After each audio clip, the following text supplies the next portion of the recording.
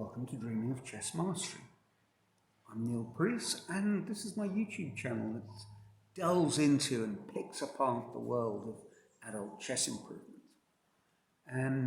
This is another video in my series looking at books that are worthy of a deep dive. What I mean by deep dive is it's not just reading it casually at the end of a long day before you go to sleep.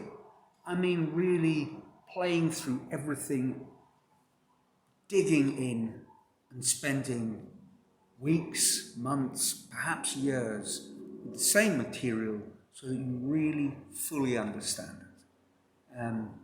It's not how many books you have on your shelf, how many books that you read superficially, but it's the number of books that you really internalize that's going to make a difference. Well, that's what I believe anyway.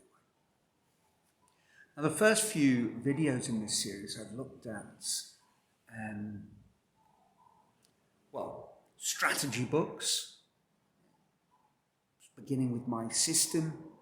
I've looked at books on endings, books that pick apart calculation and tactics.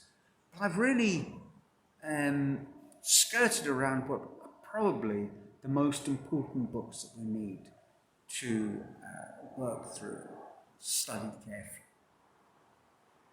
And of course that's game collections. Now, it's been said that actually all the material that you need to study fully, to improve, is there waiting for you in your own games. And no lesser chess luminary than Johann Helston's pointed this out. And the idea is if you simply take your own games and analyse them carefully, really get to the root cause of what went wrong, and learn the lessons that need to be learned, build up slowly an opening repertoire and a knowledge of theoretical endgame positions, and so forth. If we do that over time, if we play enough good quality, long, slow games, well, we are inevitably going to improve. But how do we analyse our own games? This is something that has been strongly recommended, again, by most chess coaches. Certainly, I'm a member of the Chess Dojo, and it's the core principle of their chess improvement journey. Play a lot of slow games and analyse them thoroughly.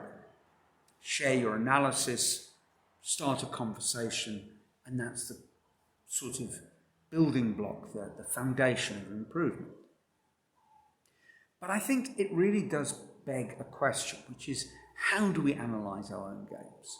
And again, these helpful chess advisors, coaches, suggest that we shouldn't use an engine. So if we're not getting help from an engine, and if we don't have a chess coach on tap, and we're not a very strong player to begin with, how do we analyse our games? And I think the starting point is by building up a great deal of experience in well-chosen games that have been analysed for you, hence game collections. So that's the first reason why working through chess games is well-annotated chess games is an essential fundamental to improvement. It will teach you how to do that with your own games. The second reason is that games collections give us the full picture. The opening, middle game, end game, they share with us how, or rather what, a well-played game should look like. So I think it makes sense that if you're going to just study one sort of book, then perhaps game collections are the way to go. But which games collections? game collection of lots of different players, or game collection of specifically one well-chosen chess player. And games collections of the finest games, or games played by players closer to your own strength. All these are questions that are worth answering. In this video, I'm going to limit myself simply to looking at games collections of different strong players, very strong players as it happens. I'm also going to look at books that hit at perhaps different moments in our chess playing journey. So the place to begin, I suppose, your typical club player, 1400, 1500 on some sort of rating system, maybe a bit below that. Where do we begin? And I think there's one author that we can't escape, and that's Irving Chernev. I've already mentioned him in this series, talking about his book on Capablanca's best chess endgames. But he wrote a couple of books, one of which I owned once upon a time, and it's somewhere in South Africa, I believe. I think it's at my brother's house. I read both of the books, Logical Chess, and the other one's called, I think, 62 Most Instructive Games Ever Played. And in both cases, Chernev takes games played by great players, past and also contemporaries of his, and he analyzes the games, literally commenting on every move. And these are wonderful books. They're not without flaws. And if you run them through a chess engine, of course you're going to pick up mistakes. But I think he gives you the sort of sweeping strategic narrative of games that might be considered building blocks for any ambitious chess player. And they are very accessible, certainly at the sort of beginning club range. And perhaps that's the point when you start beginning or start looking at chess games as a sort of source for your improvement, rather than just honing your basic tactical skills, for example. But as good as those two books are, and as I say, the material is wonderful, I'm going to look at a third book by Chernev, and I'm going to begin by just getting a criticism out of the way. You might be, like me, someone who finds his writing style somewhat dated, and I'm not a fan. I enjoyed the books when I first got them, but now the prose sort of, I find it a little clunky, a little dated, for whatever reasons. It doesn't matter. It doesn't stop me playing through the games and asking myself where perhaps he might have gone wrong, or what might be missing, posing interesting questions. The book that I do have here is this one. It's called, show you, The Golden Dozen. And it's his selection, so I guess it was written sometime in the 70s, of the 12 greatest chess players ever. And in order, ascending order, he goes through Nimzowitsch, Rubinstein, Bronstein, Spassky, Smyslov, Tal, Petrosian, Botvinnik, Fischer, Lasker, Alyekhin, and Capablanca. Capablanca's his favourite player of all time. He believes was the strongest. And there's about 10 games for each player. I think there's 115 in total, and they are fantastic games. If the advice that is often given is to be heeded, know the classics, well, these 115 games will help you a long way in getting to grips with broader chess culture and history.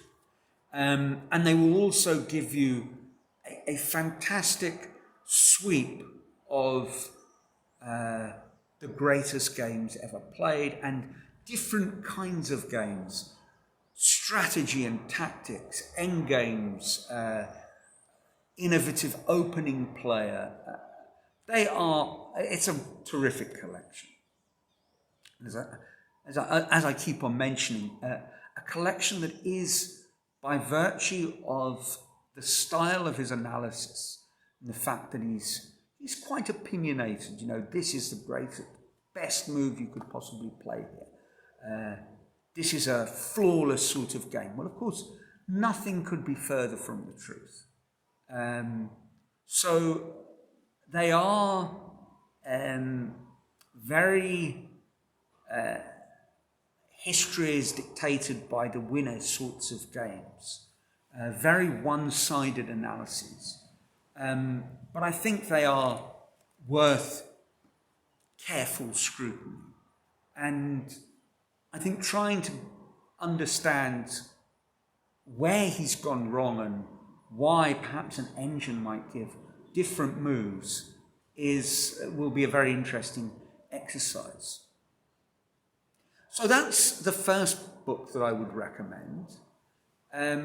There's another very good book that I don't have, that I think in that sort of beginning and middle intermediate club range is well worth careful study. That's Michael Steen's Simple Chess.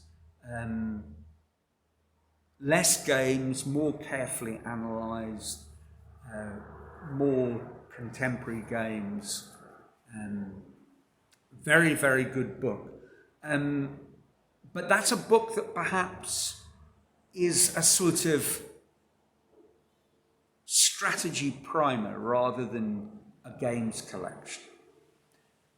Now, if you want to get, rather than the big sort of picture of chess history, but rather want to look at a particular moment in chess history and examine the great games that were played, one book that really comes up on many people's lists is a tournament book, and it's this one.